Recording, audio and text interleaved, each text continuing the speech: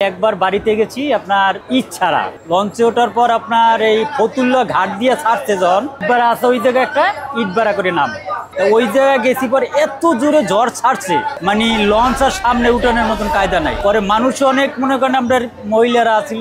অনেক চিল্লা পাল্লা কান্দাকাটি পরে ওই ইটের ভাড়া আছে ওই জায়গায় লঞ্চ মানে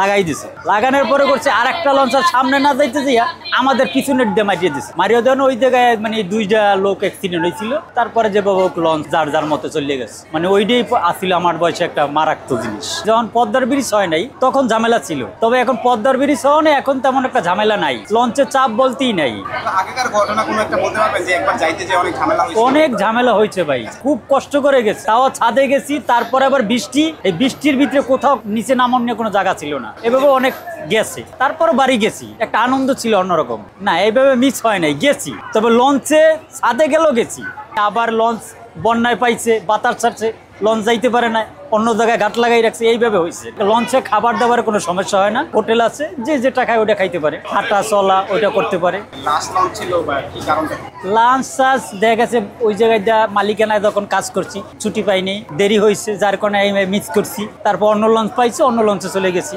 এইভাবে হয়েছে পৌঁছানোর পরে তো নিজের একটা আনন্দই অন্যরকম গ্রামের বাড়িতে গেলে আমি রোজার ঈদের পরে আসছি আর এখন যাইতেছি 7-8 বার এমন হয়েছে যে আমি ঈদের লোকের চাপাচাপিতে আমি যেতেই পারি লঞ্চে আসছি আইসা সিট পাই নাই লোকের ভিড়াভিড়িতে ঢুকতে পারি নাই দেখছি লোক ঢোকার পরে মানুষের পাড়ার চাপে মানুষ মারা গেছে ওই দেখা ওই কষ্টে আর যাইতে পারি নাই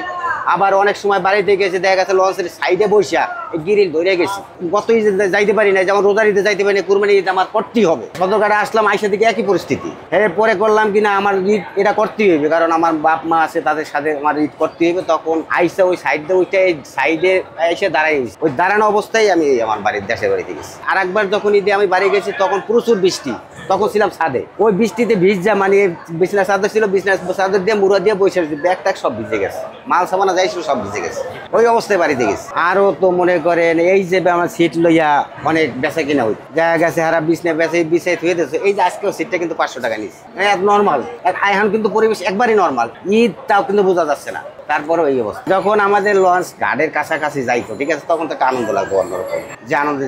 যাই কিছু কষ্ট করছি মানে গ্রামের বাড়ি গ্রামের হাওয়া আইতেছে দেখতেছি গ্রামের মানুষ দেখতেছি তখন ভালোই লাগতো তখন আর ওই কষ্টটা মনে থাকতো কে লঞ্চে বাসের ভাড়া অনেক বেশি চাচ্ছে যেমন আমরা সচরাচর নর্মালে যখন 500-550 টাকা আসতাম ওখানে ভাড়া 1400 টাকা করে ফেলেছি সেই জন্য বললাম যে দীর্ঘদিন পর্যন্ত লঞ্চে যাই না লঞ্চেও যাই লঞ্চে ভাড়া একটু কম এই এখন যে লঞ্চ ঘাটে বেরোনো না আগে তো ওই লঞ্চ এই ঘাটে বেরোতে পারতো না